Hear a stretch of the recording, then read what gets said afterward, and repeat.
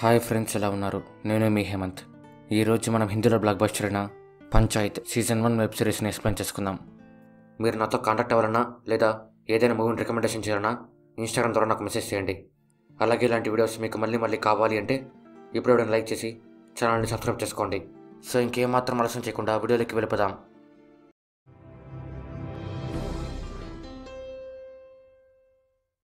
స్టోరీలోకి వెళ్లే ముందు ఈ సిరీస్లో ఉండే మెయిన్ క్యారెక్టర్స్ గురించి తెలుసుకుందాం. అభిషేక్, తనే మన హీరో.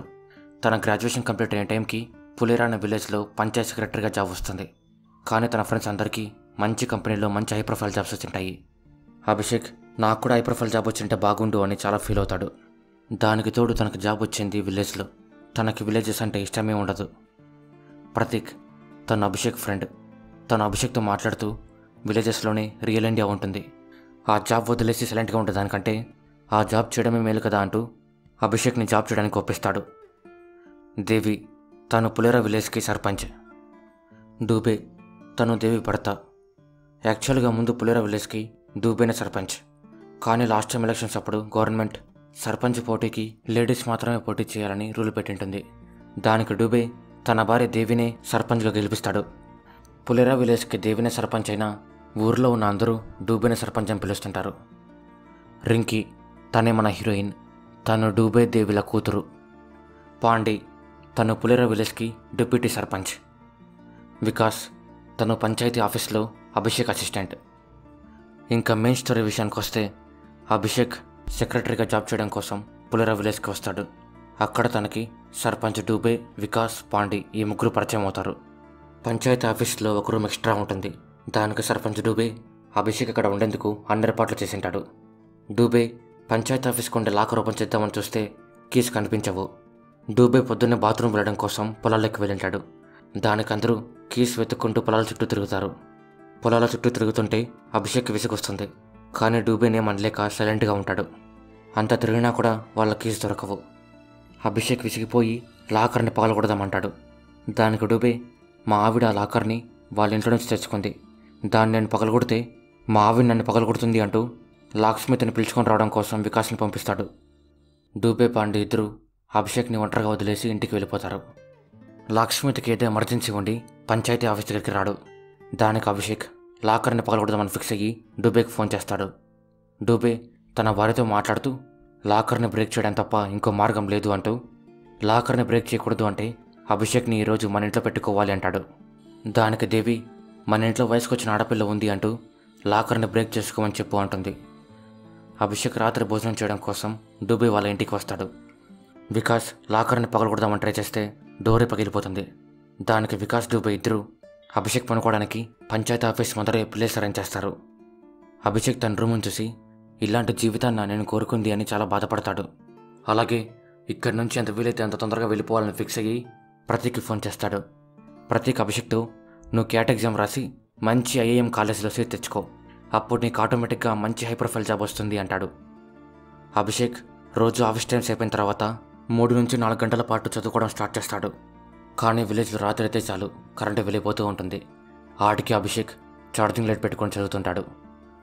గవర్నమెంట్ విలేజ్లో స్ట్రీట్ లైట్ల కోసం 13 సోలార్ లైట్లని పంపిస్తుంది. అభిషేక్ ఇప్పుడు సర్పంచ్తో అలాగే వార్డ్ మెంబర్స్తో మాట్లాడి ఈ లైట్లు ఊర్లో ఎక్కడెక్కడ పెట్టాలి అని నిర్ణయించాలి.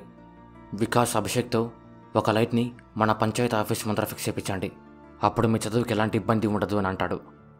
అభిషేక్ సర్పంచ్తో అలాగే వార్డ్ మెంబర్స్తో మాట్లాడుతున్నప్పుడు ఒక లైట్ని పంచాయతీ ఆఫీస్ ముందర పెడదామని చెప్పడానికి ట్రై చేస్తాడు. కానీ ఎవరు తనకి చెప్పే అవకాశం కూడా ఇవ్వరు. సర్పంచ్ డూబే అలాగే వార్డ్ మెంబర్లు 12 లైట్లని ఊర్లో పెట్టమంటారు. కానీ ఒక లైట్ని మాత్రం ఊరి బయట ఉన్న దయ్యం చెట్టు కింద పెట్టమంటారు. ఈ విలేజ్లో ఊరి బయట ఒక దయ్యం చెట్టు ఉంటుంది. రాత్రిపూట ఎవరైనా అక్కడికి వెళ్తే ఆ చెట్టు వాళ్ళ వెనకాలే వస్తుంది అని ఊరి వాళ్ళు నమ్ముతుంటారు. ఇప్పుడు సర్పంచ్ అక్కడ లైట్ పెట్టిస్తే ఊరి వాళ్ళందరూ రాత్రిపూట అక్కడికి వెళ్ళేందుకు భయపడరు. దానివల్ల నెక్స్ట్ ఎలక్షన్స్లో కూడా గెలిచే అవకాశాలు పెరుగుతాయి. అభిషేక్ ఆ చెట్టు గురించి తెలుసుకొని ఆ చెట్టు దయ్యం చెట్టు కాదు అని నిరూపించి ఆ లైట్ని పంచాయతీ ఆఫీస్ ముందర ఫిక్స్ చేయించాలనుకుంటాడు. అభిషేక్, వికాస్ ఇద్దరు ఆ చెట్టు గురించి ఎంక్వైరీ చేస్తూ ఆ చెట్టు ఫస్ట్ ఎవరి వెంట పడిందో అతన్ని వెళ్ళి కలుస్తారు. అతను ఒక టీచర్. తీరా ఎంక్వైరీ చేసిన తర్వాత తెలిసేది ఏమి అంటే ఆ టీచర్ ఆ రోజు ఫస్ట్ టైం గంజాయి కొట్టింటాడు. ఆ మత్తులో చెట్టు తన వెనకాలే వస్తోంది అని ఫీల్ అయ్యి ఊర్లో ఉన్న ఒకతను చెప్తాడు. కానీ పొద్దున కల్లా ఈ విషయం ఊరు మొత్తం తెలిసిపోయి ఉంటుంది. అభిషేక్ ఈ విషయాన్ని డూబేతో చెప్పి, మీరు ఊర్లో వాళ్ళకి ఈ విషయాన్ని చెప్పకుండా 3 రాత్రులు అక్కడే పడుకోండి, దాంతో మీరు నెక్స్ట్ ఎలక్షన్లో గెలిచే అవకాశాలు పెరుగుతాయంటూ ఆ ఒక్క లైట్ని పంచాయతీ ఆఫీస్ ముందర ఫిక్స్ చేద్దామంటాడు. డూబే దానికి ఒప్పుకుంటాడు. అభిషేక్ లైట్ని పంచాయతీ ఆఫీస్ ముందర ఫిక్స్ చేయించుకొని రాత్రిపూట ఎలాంటి ఇబ్బంది లేకుండా చదువుకోవడం స్టార్ట్ చేస్తాడు. అభిషేక్కి ఆఫీస్లో ఉండే ప్లాస్టిక్ చైర్ అంత కంఫర్ట్గా ఉండదు. దానికి తను ఒక వీల్ చైర్ని తెచ్చుకుంటాడు. ఆ చైర్ సర్పంచ్ డూబే చైర్ కంటే చాలా బాగుంటుంది. ఊర్లో వాళ్ళందరూ అభిషేక్ చైర్ చాలా బాగుంది అంటుంటే డూబే తన పరువు తగ్గిపోయినట్టు ఫీల్ అవుతాడు. దీనికి తోడుగా ఊర్లో ఒక అతను తన కూతురికి పెళ్లి ఫిక్స్ చేసుకుంటాడు. తీరా పెళ్లి రేపనగా పెళ్లికొడుకు వాళ్ళు ఒక రూమ్ ఎక్స్ట్రా కావాలి అంటారు. దానికి పెళ్లికూతురు వాళ్ళ నాన్న డూబే దగ్గరికి వచ్చి హెల్ప్ అడుగుతాడు. డూబే అభిషేక్కి ఫోన్ చేసి పెళ్లికొడుకు వాళ్ళని ఈరోజు రాత్రి పంచాయతీ ఆఫీస్లో పెట్టుకోండి అంటాడు. అభిషేక్ నాకు ఇబ్బంది అవుతుంది అంటూ దానికి ఒప్పుకోడు. దానికి పెళ్లికూతురు వాళ్ళ నాన్న డూబేతో అతను ఎప్పుడైతే ఆ చైర్ కొన్నాడో అప్పటి నుంచి మీ పవర్ వెళ్ళిపోయింది అని రెచ్చగొడతాడు.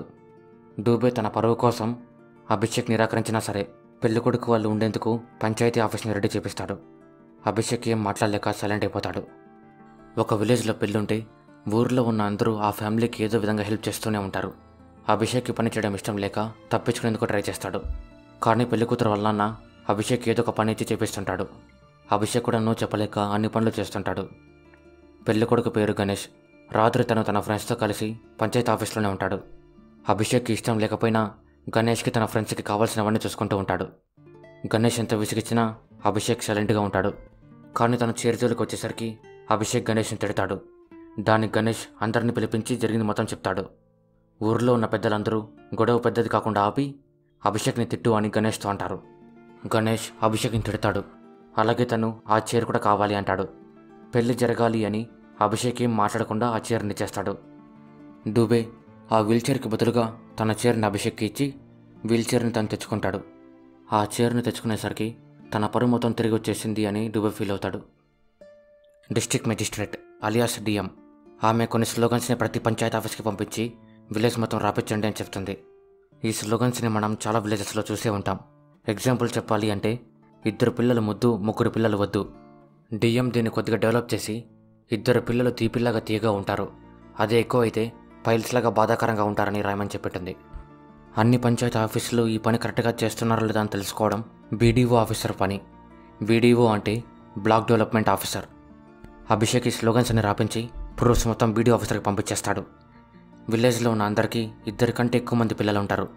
దాంతో సర్పంచ్ డూబేకి ఆ స్లోగన్స్ని తీపించేయి అంటూ ఫోన్ మీద ఫోన్ వస్తుంది. సర్పంచ్ డూబేకి నెక్స్ట్ ఎలక్షన్స్లో నేను ఓడిపోతానేమో భయం వేసి ఆ స్లోగన్స్ని తీసేయడానికి బీడీఓ ఆఫీసర్ని ఒప్పించండి అని అభిషేక్ని వికాస్ని పంపిస్తాడు. అలాగే తన మనుషులు పంపించి విలేజ్లో ఉన్న స్లోగన్స్ అని తీపిచ్చేస్తాడు.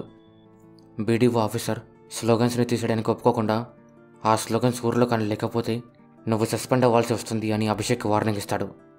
అభిషేక్ ఈ విషయం డూబేకి చెప్తాడు. డూబేకి ఏం చేయాలో తెలియక సైలెంట్గా ఉండిపోతాడు. అప్పుడు దేవి డూబేతో ఆ స్లోగన్స్ని రాపించండి, ఆ స్లోగన్స్లో ఎలాంటి తప్పు లేదు, మీకు అంతగా నష్టమైతే దీన్ని రాపించింది నేనే అని అందరికీ చెప్పండి అంటుంది. డూబే ఫుల్గా మోటివేట్ అయిపోయి వార్డ్ మెంబర్స్ అందరినీ పిలిపించి స్లోగన్స్ అన్ని చోట్ల రాపించండి, ఎవరైనా మిమ్మల్ని అడిగితే నా పేరు చెప్పండి అంటాడు. డూబేకి అభిషేక్, పాండి, వికాస్ ఈ 3 సపోర్ట్ చేస్తారు. అందరూ స్లోగన్స్ రాపించేందుకు వెళ్ళిపోయిన తర్వాత బీడీఓ ఆఫీసర్ అభిషేక్కి ఫోన్ చేసి ఆ స్లోగన్స్ రాపించడం అంత ఇంపార్టెంట్ ఏం కాదు అంటాడు. ఎందుకంటే ఒక విలేజ్లో ఒక అతను ఆ స్లోగన్ చూసి పంచాయతీ ఆఫీస్ని తగలబెట్టేసింటాడు. అందుకు అభిషేక్ ఈ పని ఆపిచేద్దామని డూబేతో అంటాడు. కానీ డూబే దానికి ఒప్పుకోకుండా స్లోగన్స్ అన్ని చోట్ల రాపిస్తాడు. అభిషేక్ ఫ్రెండ్స్ అందరూ వీకెండ్స్లో వాళ్ళ ఫ్రెండ్స్తో కలిసి ఫుల్గా ఎంజాయ్ చేస్తుంటారు. అభిషేక్ మాత్రం ఒంటరిగా ఇక్కడ ఒక్కడే ఉంటాడు. పార్టీ చేసుకుందామన్నా ఫ్రెండ్స్ ఎవరు ఉండరు. దానికి తను ఒక్కడే బీర్లు కొనుక్కొని ఒక్కడే తాగుతాడు. తాగేటప్పుడు కూడా ఫ్రెండ్స్ ఎవరు లేరు అని చాలా బాధపడతాడు. అభిషేక్ ఫుల్గా తాగి నిద్రపోతాడు. తను పొద్దున్నే లేచి చూస్తే ఆఫీస్లో ఉండాల్సిన మానిటర్ని ఎవరో కొట్టేసింటారు. డూబే ఈ విషయం తెలుసుకొని నువ్వు బయట ఉండలేవని నీకు ఈ పంచాయతీ ఆఫీస్లో చోటిచ్చాం, నువ్వు ఇలా తాగి అన్ని వస్తువులు పోగొడతా అంటే మాత్రం ఇక్కడ ఉండద్దు, ఇక్కడి నుంచి వెళ్ళిపో అని అభిషేక్ మీద కోపడతాడు. అభిషేక్ పాండే ఇద్దరు స్టేషన్లోకి వెళ్ళి కంప్లైంట్ ఇస్తారు. అభిషేక్ వేరే చోటు వెతుకోవడం కోసం వెళ్తుంటే పాండే తనని ఆపి డూబే కోపాన్ని మీరు పట్టించుకోవద్దు, ఆయన ఒక్కోసారి అంతే అంటాడు. అభిషేక్ తనే ఒక కొత్త మానిటర్ని కొని ఆఫీస్లో పెట్టేద్దామనుకుంటాడు. ఇన్స్పెక్టర్ ఎంక్వైరీ చేయడం కోసం వస్తాడు. తను అభిషేక్ గురించి పూర్తిగా ఎంక్వైరీ చేస్తే తనకు అభిషేక్ మీద డౌట్ వస్తుంది.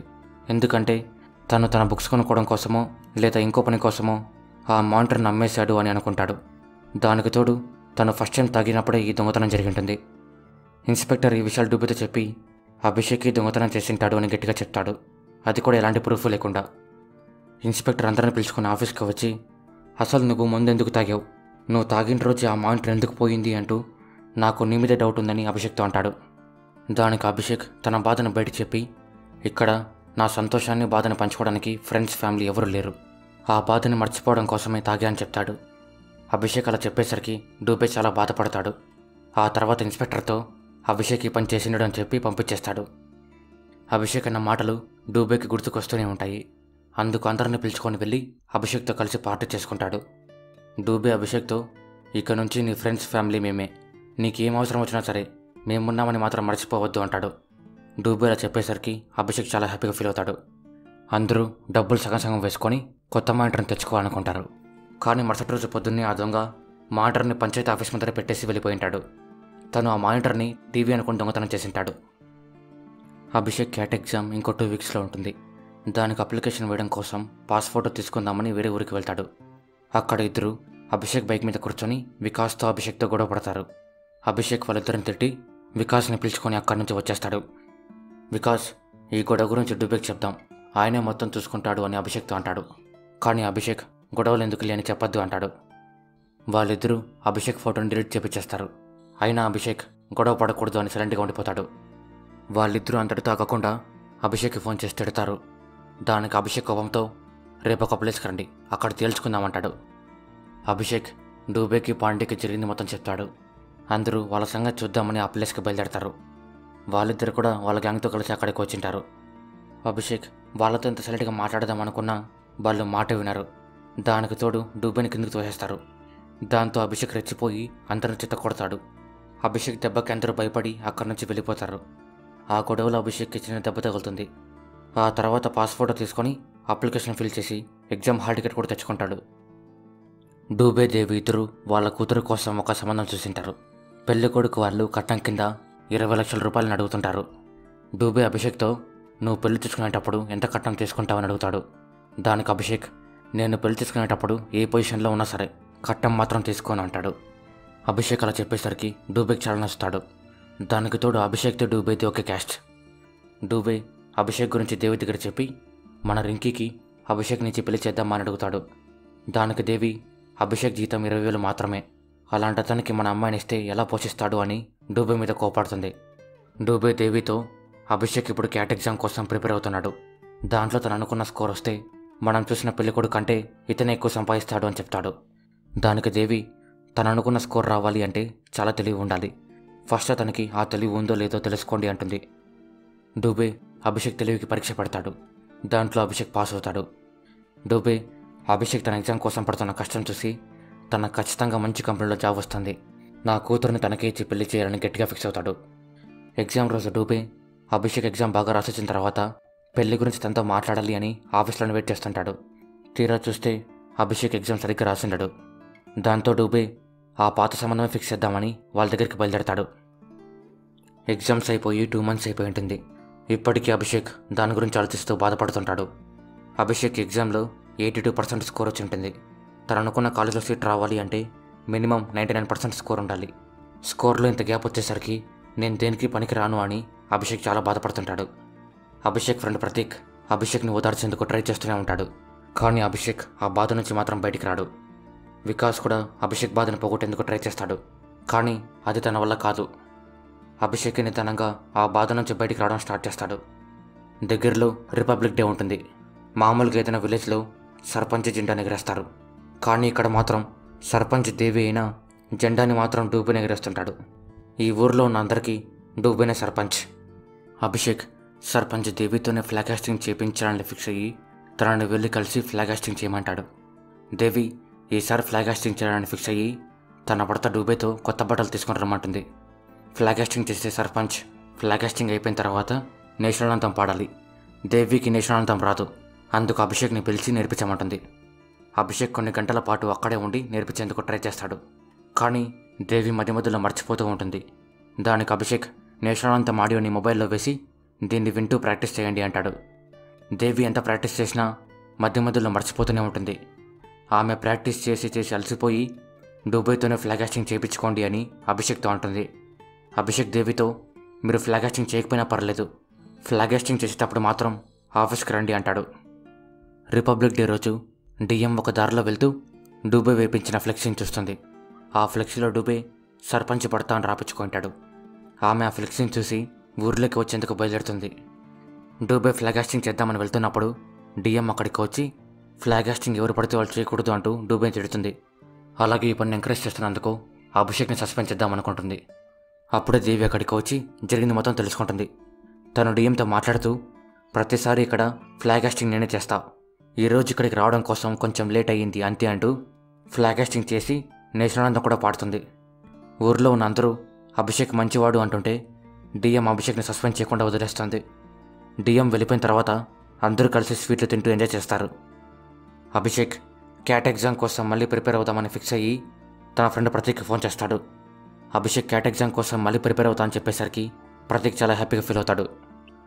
అభిషేక్ ఈ ఊరికి వచ్చినప్పటి నుంచి ఊరిలో ఉన్న అందరూ అభిషేక్తో మీ ఆఫీస్ ముందర ఉన్న ట్యాంక్ని ఒకే ఒకసారి ఎక్కి మా ఊరు అందాన్ని చూడండి, మీరు ఖచ్చితంగా మా విలేజ్ని ఇష్టపడతారు అని చెప్పింటారు.